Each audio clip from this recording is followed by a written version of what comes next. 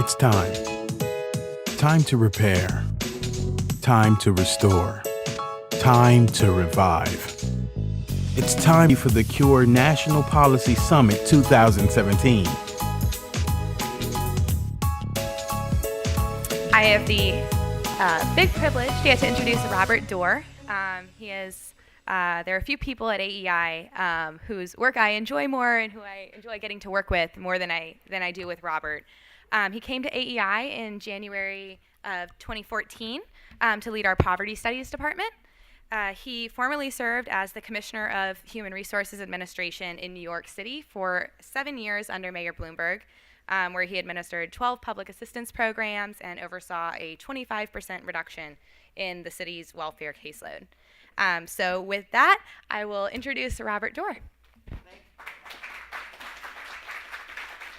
So first of all, I want to welcome you to AEI and say how much I enjoy the events at AEI in which we engage with people who are from outside of Washington. I view this as hopefully a start of a conversation, not the end of one, in which we can continue to stay in touch and where I can learn from you and from what you're seeing out there in America, because what I write about and what I talk about is very, very vastly improved when I'm listening, not necessarily when I'm talking.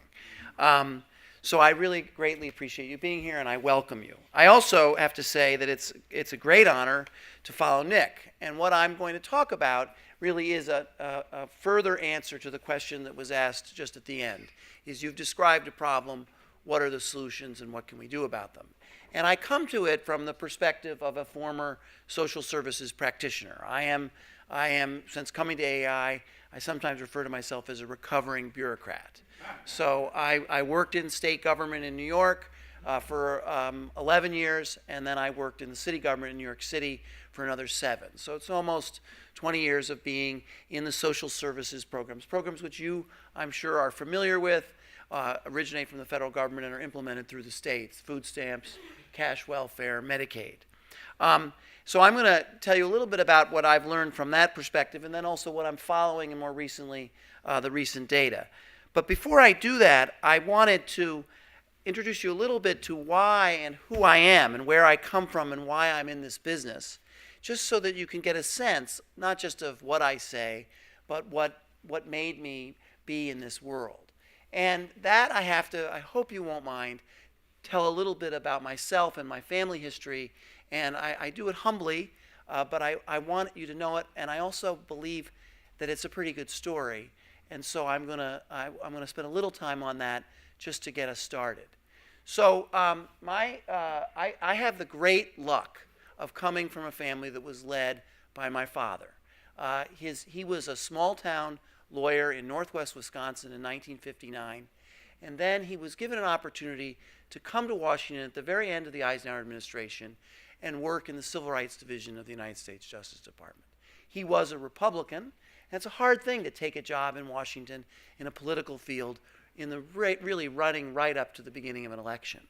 But he wanted to be involved. He wanted to get out of the small town that he lived in, and he wanted to be part of something bigger than him.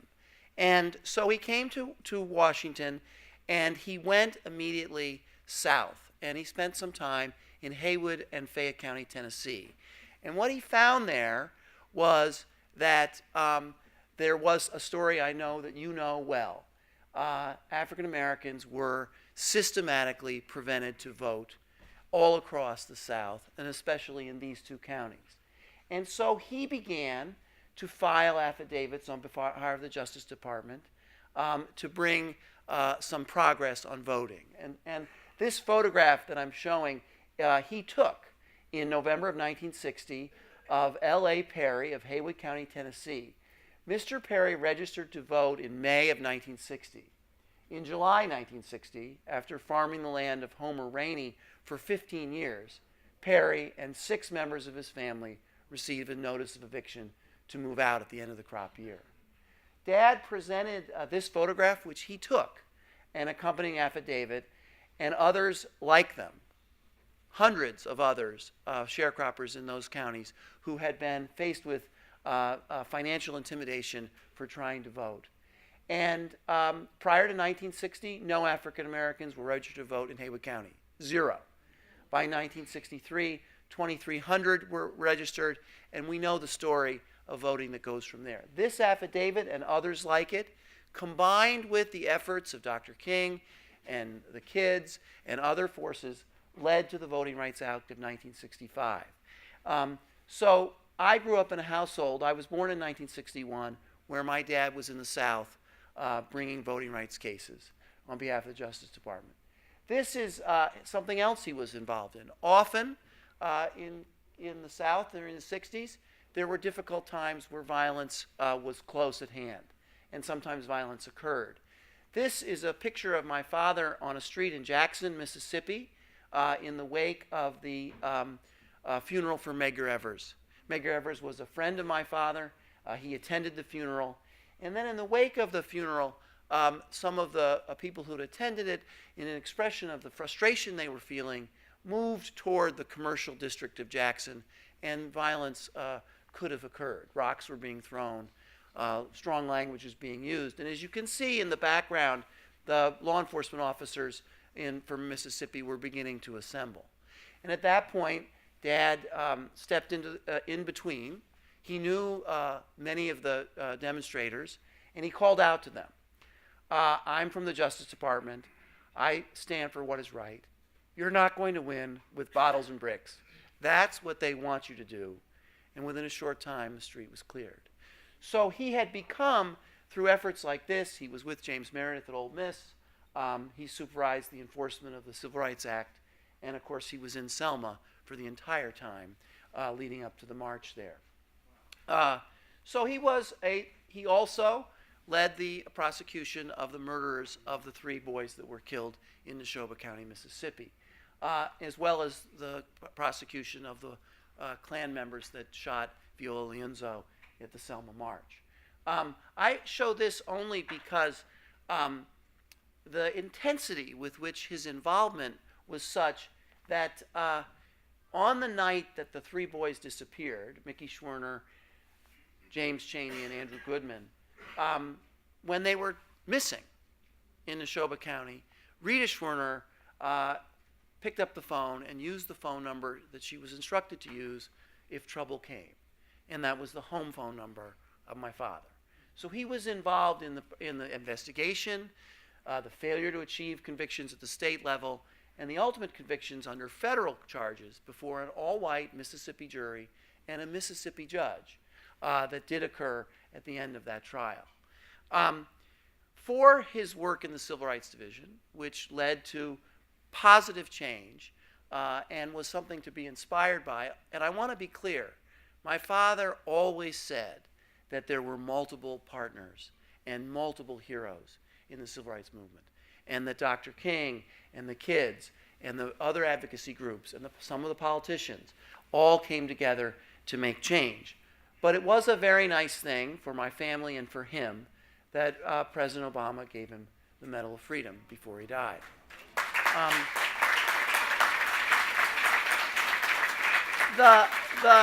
I say again, we live in a time where there is an increasing level of cynicism. And so I had never told these stories very often in my public life. I did my own work. But of late, I felt it necessary to talk about people that make positive change to improve our country, and that we can all recognize them as Americans. President Obama very graciously said at this ceremony, I think it's fair to say that I might not be here had it not been for his work. So that's the family that I grew up in, and that's the world I come from, and it was a very intense involvement. But after Dad left the Civil Rights Division, he went to Bedford-Stuyvesant, New York, at the request of Robert Kennedy, to work in an anti-poverty program called Restoration. And I grew up in that environment as well in the 70s and 80s. And it was there that I saw that poverty alleviation and civil rights are different challenges. And they have necessarily different approaches. And we have had different results.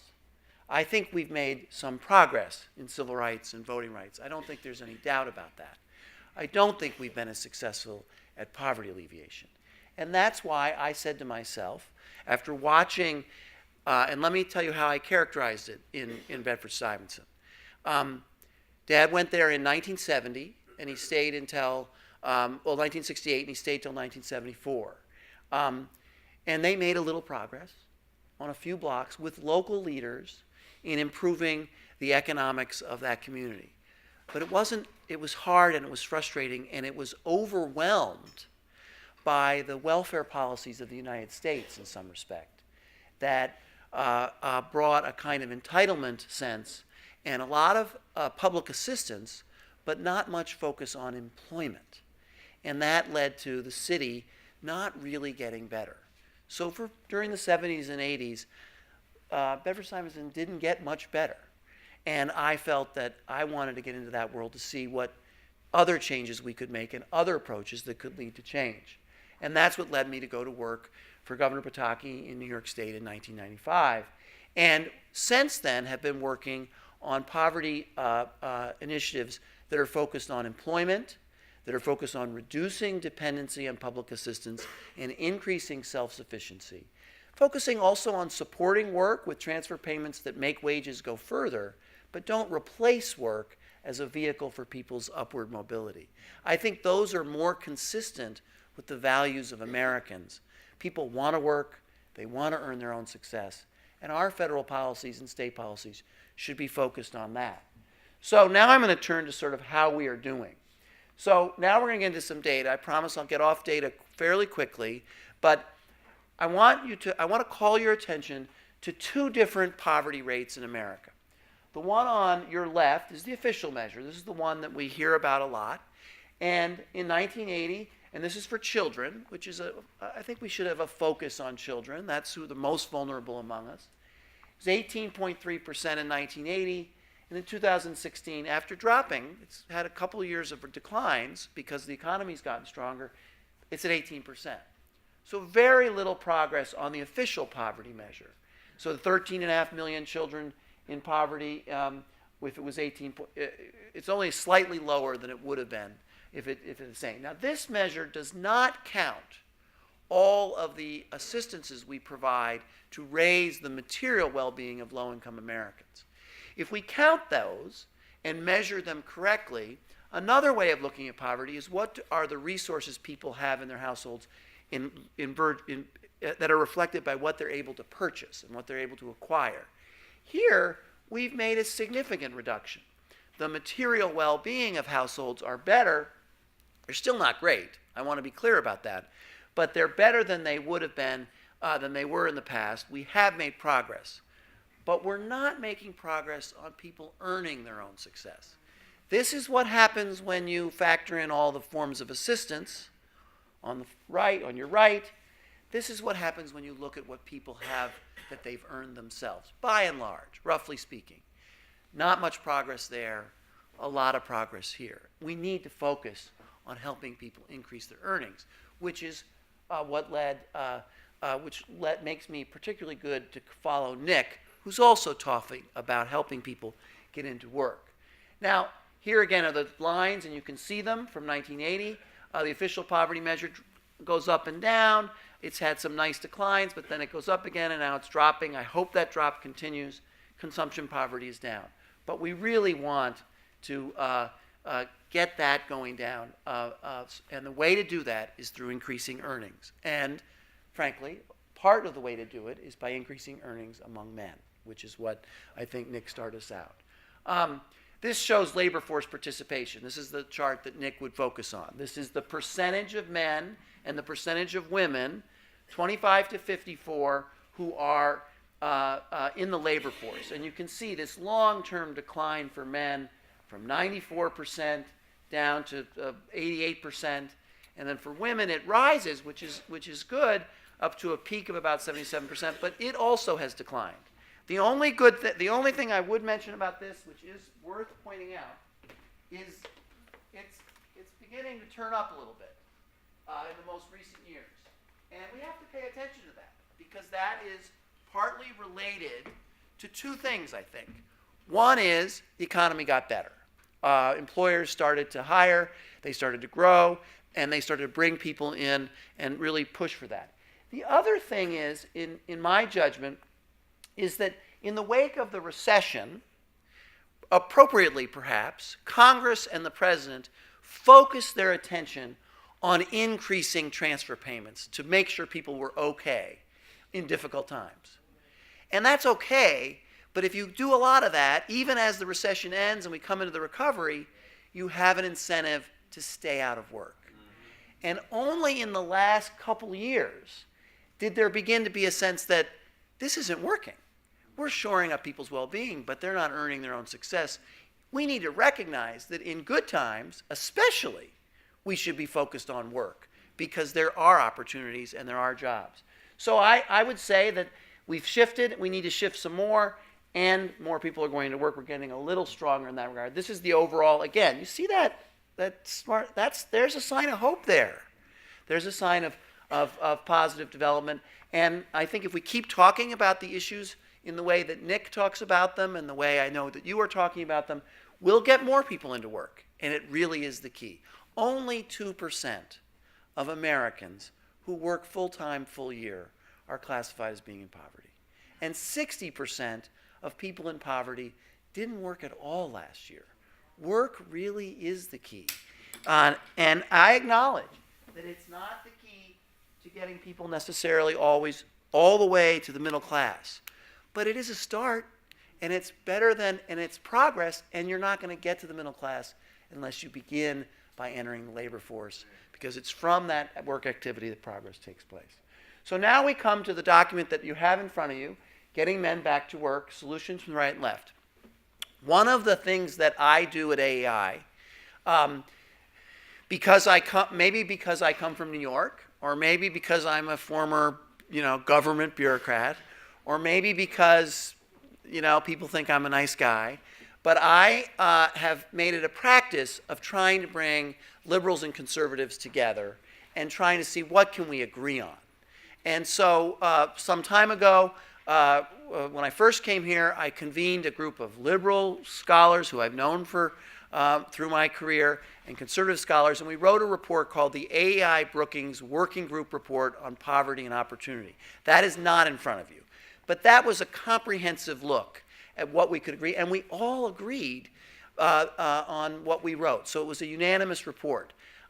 It focused on 3 spheres: family, work, and education. I'm not going to get into that except to say family matters a lot. And the fact that we got liberal scholars who normally are uncomfortable talking about family to agree that children do better in 2-parent married families and that children and fathers matter a lot was a success.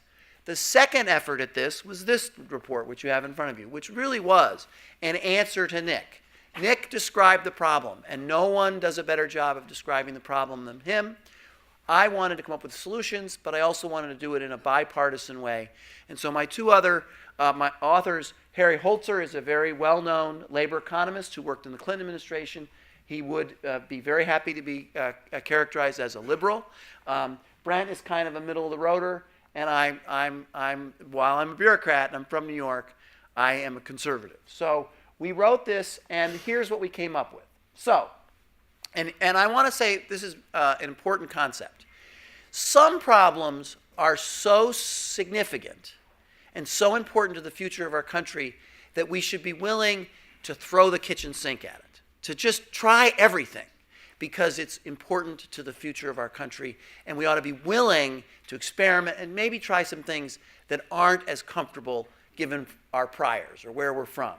So we believe in sector-based training, and there's some information about it, which means we really have to get, as Nick said, not everybody necessarily is the best path is a college degree. Sometimes we need to connect with employers who have specific needs with specific skills, and we need to train young people in those skills that lead directly to a job. We need career pathways. This implies a willingness to try to show to people that the entry-level position does not end there, that that if we take advantage of that and keep at it, the employer, the public-private partnership, the faith-based institution will find ways to have that job lead to a career. So we're willing to discuss that. Work-based learning and apprenticeships, you'll hear a lot about that. That's very popular. President Trump has put a lot of focus on apprenticeships again. And I want to emphasize this sort of parenthetical. Each of these three involve participation of employers. Employers really have to get into this game in a way that they have not in the past. Now, I happen to think that a tight labor market, and I know there was a question about immigration, a tighter labor market will force employers out of their own self-interest to reach further, to nurture more, to train more, and to pay more. That's what we want. And we in the not-for-profit or the government community have to exploit that, reaching out to employers as partners. And by partners, that means we need to recognize their needs. And so, for instance, if there is a need for employers to have workers, but there's a significant increase in regulation or tax if they have a full-time as opposed to part-time, well, that's going to lead them to have a lot of part-time employees. Well, you know, a low-wage job is bad, perhaps, for some people. It's particularly bad if you can only work 15 hours. If you can work 40 hours in a low-wage job, you can do better. And it doesn't make you have to go out and find a second job. So we want to encourage full-time work, and that might sometimes mean encouraging employers to increase the hours they provide to people, and also reducing the regulations that force them to choose part-time over full-time. The last one is community covenants and infrastructure spending. This is an important one. We may eventually get an infrastructure bill out of Congress and the President this year. If we do, we think, and we advocated for having there be something like there is in Baltimore with one construction project, where there's a commitment on the part of the builders and the infrastructure builders to hire from the communities that are most in need. So we supported that. We also supported subsidized employment. We are willing to say that in some instances, in some family circumstances, we ought to bolster wages by providing assistance to employers or directly to workers that make their employment wages go further. I happen to have worked with transitional jobs. Now, transitional jobs is a controversial issue here because here at AEI, it brings up, images of a lot of government jobs that don't really do anything, and people, are hired, and you haven't really got a task. But in New York, we ran a parks program in the Parks Department that was a transitional job. It was a 9-month full-time job. It didn't lead, it wasn't forever, but it was a start. It was a good $9.50 wage with benefits. And the Parks Department could not have succeeded in keeping the parks clean unless we had funded those jobs with dollars that were intended to help the most in need. Former welfare recipients, single moms, guys coming home from prison. Sometimes it's okay to have government jobs that are targeted at helping people get a first start. And I think there's a lot of jobs that need to be done.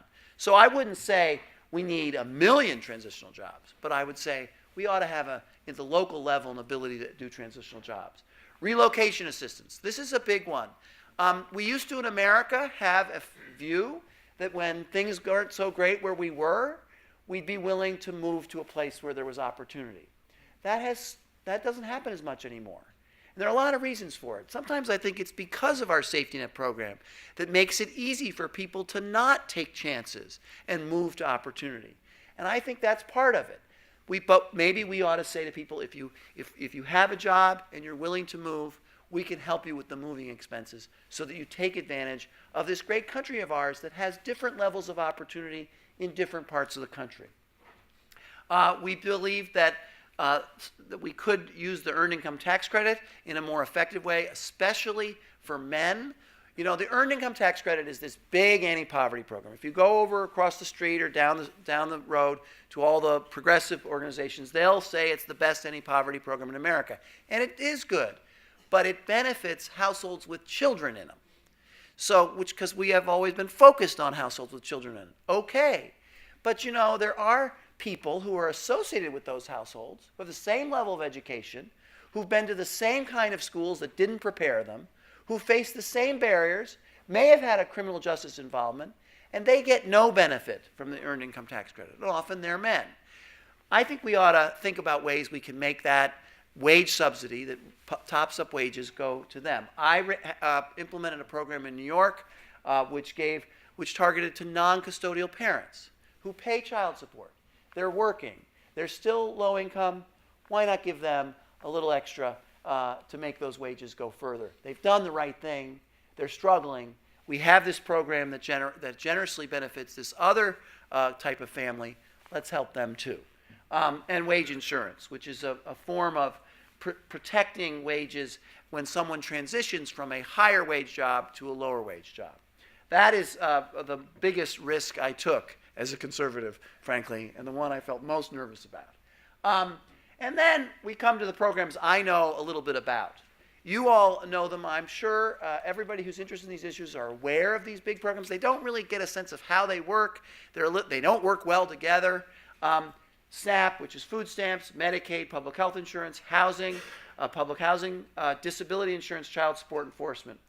We need to have a greater focus on work in all of them. And let me just focus especially on the top two. 41 million Americans on SNAP, 10 million of them are working age adults who, when they apply for food stamps, say, I have no earnings. So, working age adults, 25 to 55, I need food stamp benefits. Worker says, as I used to be a worker, do you have any income? Do you working at all? Because you can work a little and still get food stamps. Nope, no job, no earnings. Oh, I'll write down 0. That's good because I can calculate your benefit quicker. Don't have to worry about, calculating the income. I can get you your benefit, and it'll be the maximum benefit, and I'll see you in a year. Sometimes they say, I'll see you in 2 years because the research periods are long. Is that helping that person, working age adult? I talked to people when I was the National Hunger Commission, the Hunger Commission co-chair. Young men, especially, said to me, that program is really good at getting me an EBT card so I can afford food. It does nothing to get me a job. So this is a program that we need to reform. And I'm hoping that in the coming years, there was a little sign of it in the previous administration. There needs to be more sign of it in this administration. Medicaid's the same thing. We all want to provide people with health care, right? We want to give them health care when they're sick. Nobody disagrees with that. And one way to do that is to give them health insurance so they have the security of the card so that if something happens, they can go in and get health care. But the problem is when you disconnect that entirely with work, you have another reason why someone would be more reluctant to stay out of employment because they've got their health care taken care of. And that program that provided this assistance didn't ask them about work, didn't engage with them about work. And you know what? You can have a health insurance card and not work. And you can actually be, and there are studies that show being outside of work is unhealthy. So in effect, we've given someone a benefit that doesn't really help them move toward a healthier life. I'll give you another thing about Medicaid, which needs to be acknowledged. This opioid problem we've had, it's an issue a lot of people are concerned about. I'm concerned about it too. It's not really my world where I focus my attention on, but a large percentage of people that got opioid prescriptions got them using their Medicaid card.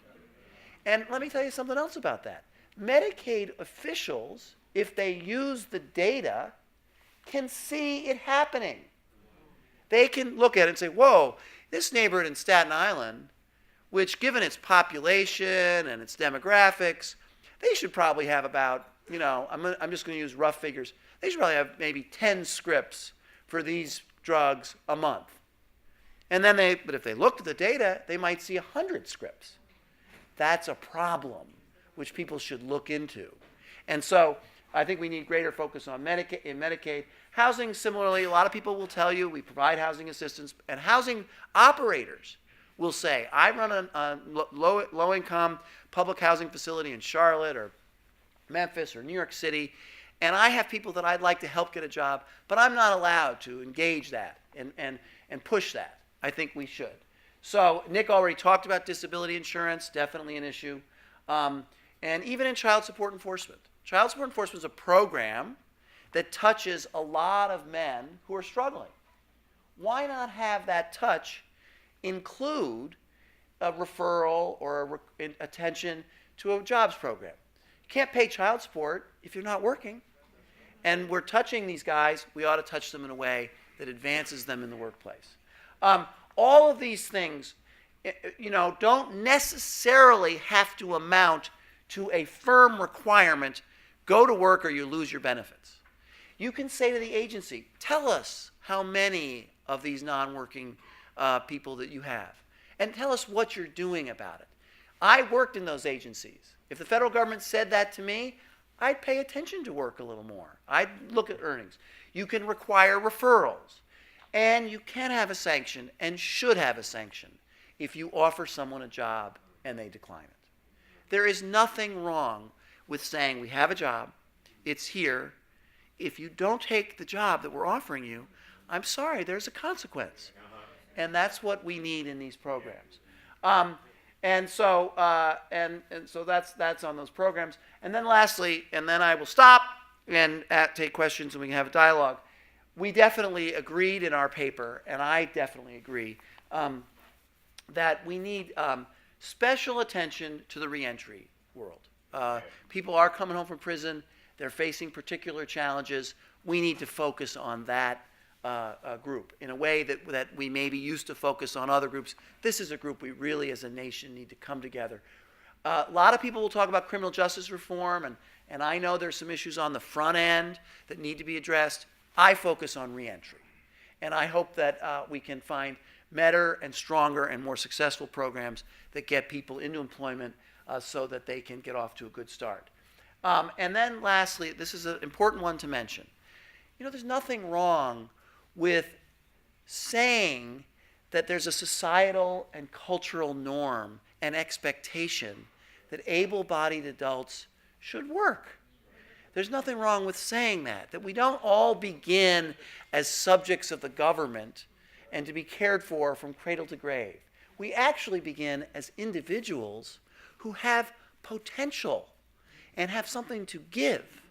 And we ought to start there, that actually treats people as if they're assets, as if they have capability, instead of an expectation that really they're not capable of working, they're not ready, they can't do it. I don't think that was successful. It has been successful, and I think when we turn that around with welfare reform, a lot of people proved that single moms on welfare could work if they were just given the chance and given the expectation and a little support along the way. They were not destined for dependency for the rest of their lives. So that was our report. I hope you will take it back and learn from it. I hope you will engage with me in the future. I appreciate you giving me the opportunity to introduce myself and my work under poverty studies here at AEI. We try to produce stuff every month. We have a biweekly newsletter. Keep an eye on us. If we're if we're going in the wrong direction or you're worried about us, let me know. If you have any questions, please contact the Cure's National Clergy Network office at 202-479-2873 or visit our website at urbancure.org